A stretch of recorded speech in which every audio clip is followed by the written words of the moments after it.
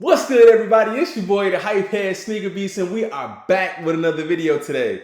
Today we getting into some crazy stuff, man. Reddit is insane, bro. Like every time I even look at Reddit, I'm always seeing something crazy. But today we are looking at 5 deeply mysterious Reddit posts that still remain unsolved. This is part 2, so I definitely got to get into part 1. Y'all already know, and you know what that means.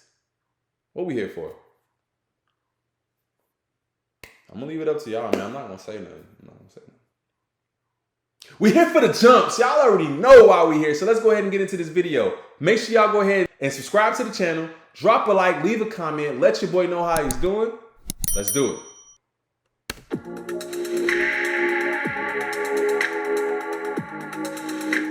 As of late, Reddit seems to be a hub for all sorts of strange, unexplainable occurrences. From an unknowing stalker to a mysterious whistling noise that followed a man for 15 years. Here are 5 unexplainable stories found on Reddit. Number 5. A little over a year ago, a Reddit user by the name of Daryl Pratt uploaded a post to the Legal Advice subreddit, telling users that he'd been following a minor celebrity on social media for quite some time, and that he'd been leaving nice comments regularly but was suddenly banned from viewing her page. His post states, "I followed this girl on YouTube, Facebook, and Instagram for over a year. She's a minor celebrity. I liked and commented on everything she has posted for over a year, and I only said nice things. She actually replied to me a lot. Then, for no reason, she banned me from all of them. I've never met her and probably never will, but her posts and replies were the best part of my day. I made another account begging her to unban me, but she banned that one too with no response. She's literally the best thing in my life, so I was just going to make another account with a fake name to follow her. But I compliment her on every post, so I think she'll suspect it's me. So if I only say nice things and compliment her, it can't be harassment or stalking or anything. I live in Kentucky and she lives in California, so it's not like I'll ever meet her." Now, at first, this post may seem fairly normal. It seems like a guy who's simply a fan of this girl and wants to be able to keep up with her posts. However, things get a bit weird if you do some digging. One user commented on Daryl's post and stated, "Your post history is only about trying to get this girl to like you, and sending her love letters to her physical work address and crap like that. Probably why she blocked you. You need to grow up and find something else to do with your life instead of stalking an IGN employee." But here's where things get even more disturbing. Following the hate that Daryl received from this post, he commented a few more times, ultimately saying, "How would you feel if you found out your girlfriend liked someone else more than she likes you? That's how I feel. How am I supposed to be happy about that? I'll most likely be dead tonight, so that should make her happy. Screw this world." Following this, Daryl never posted again. Number 4. Did anybody check and see who this guy was, or if he was okay, or anything? Like, I'm not trying to show sympathy for the other side, because I feel bad for the person that he was stalking, but like, some people just need help. Some people just seriously need help. They need to seek therapy. They need to speak to somebody. In this case, this dude most certainly needed to talk to somebody. But wow, man. It honestly sounded like I did a video on the 5 mysterious YouTube mysteries. It sounded like the same situation with that girl. So I'm hoping that's not the same person. This next post has been covered by a handful of other channels, but it's far too creepy to not include here. In 2016, the user BingBong1234 posted, "When I was about 8 years old, I was taking my dog for a walk through the neighborhood with my mom. It was maybe 11 p.m. We lived next to a swamp and wooded area on the edge of our neighborhood in Lansing, Michigan. I remember it being very silent and slightly windy. From down in the swamp, we heard somebody whistling at us. It sort of sounded like a bird, but each whistle was different enough where the lack of consistency made it human-like. The whistle sounded higher than lower. I can't really describe it. My mom had a concerned, slightly terrified look on her face and grabbed my hand and said that we should go inside quickly. I didn't understand because I was too young, but seeing my mom freak out made me freak out too.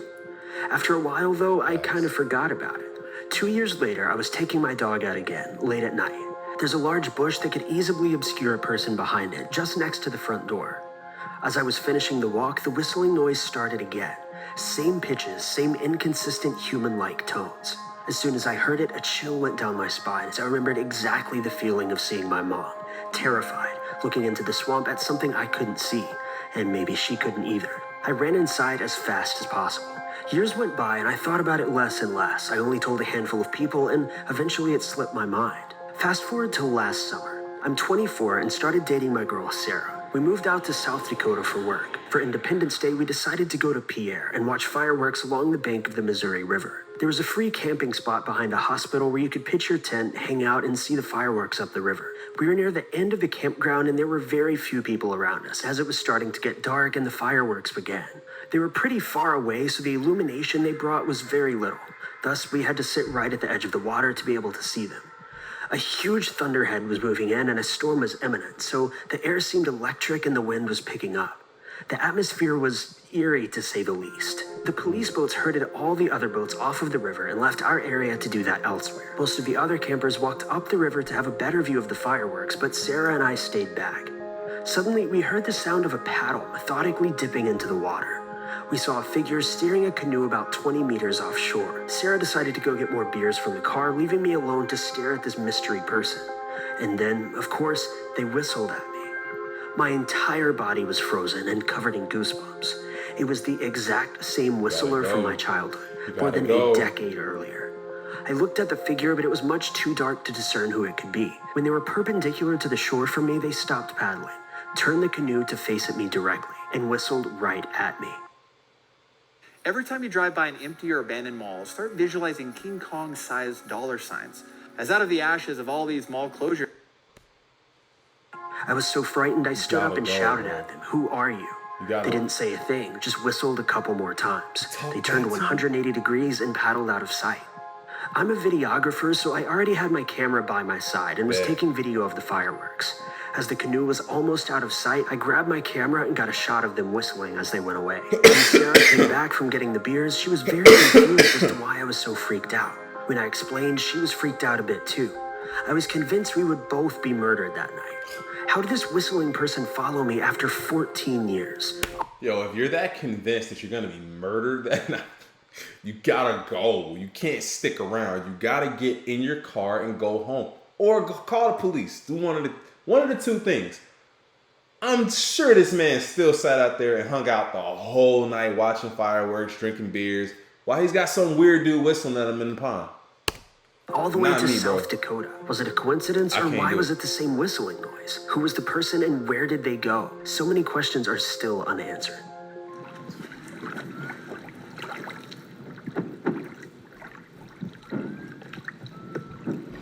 That's the video.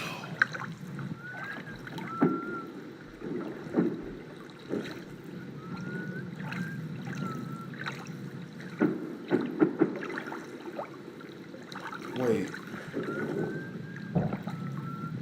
You whistling? Is it you?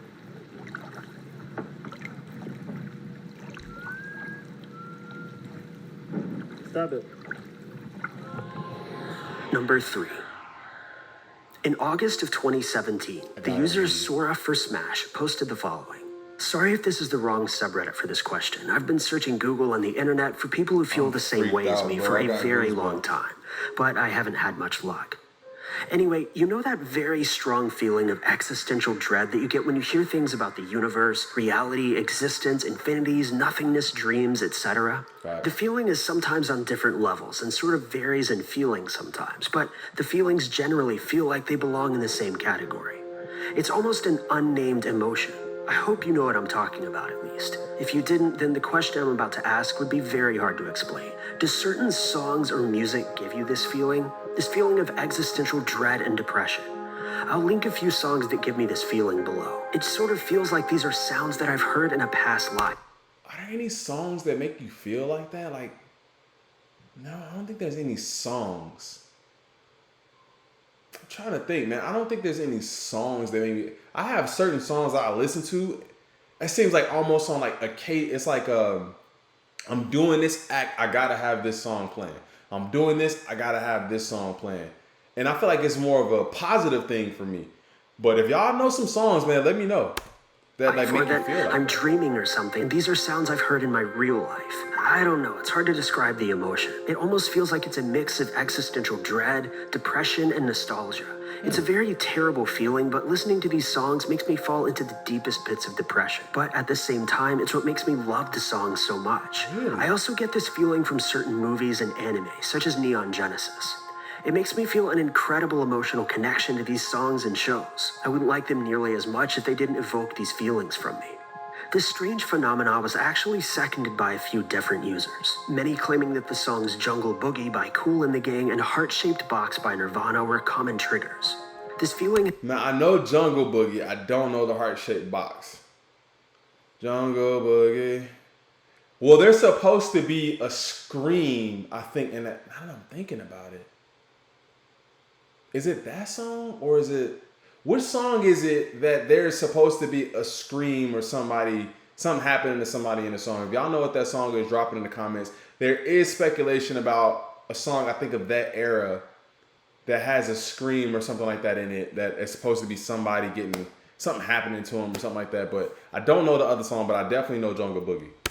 Has yet to be explained, and I don't know about you, but this scenario seems all too similar to the Mandela effect curiosity that went viral a couple years back. Number 2. That was...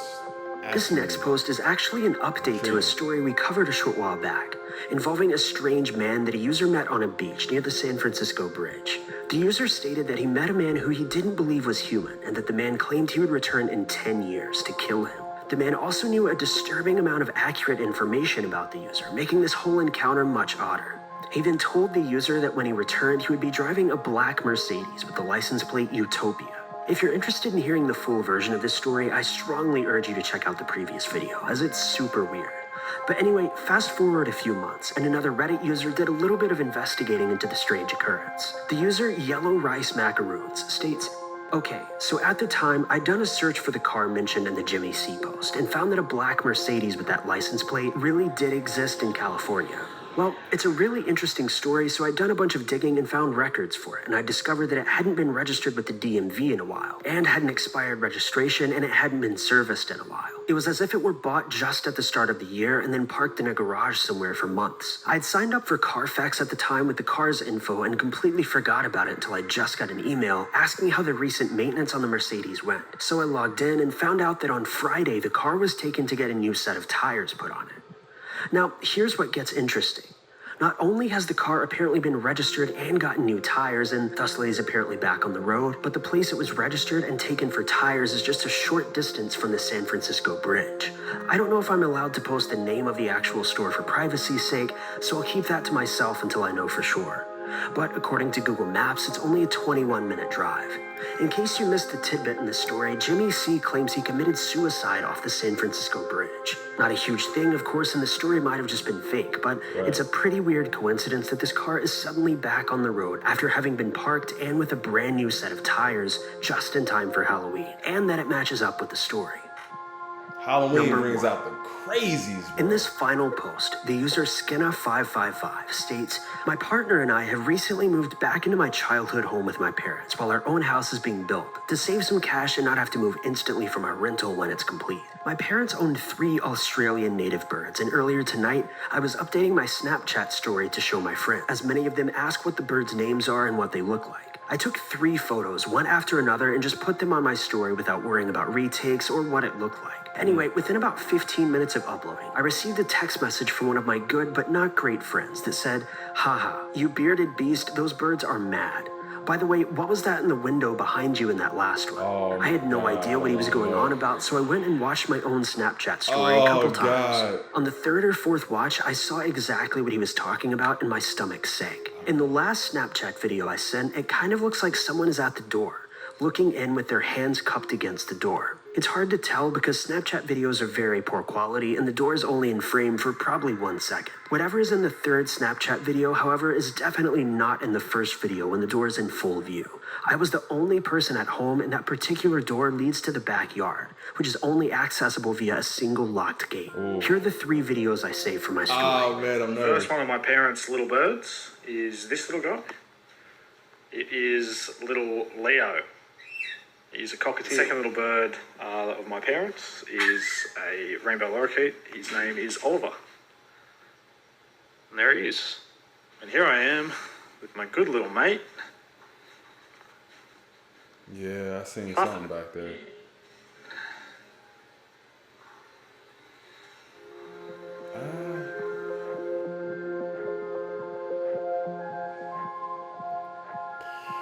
Thank you guys so much for watching. If you like this video, be sure.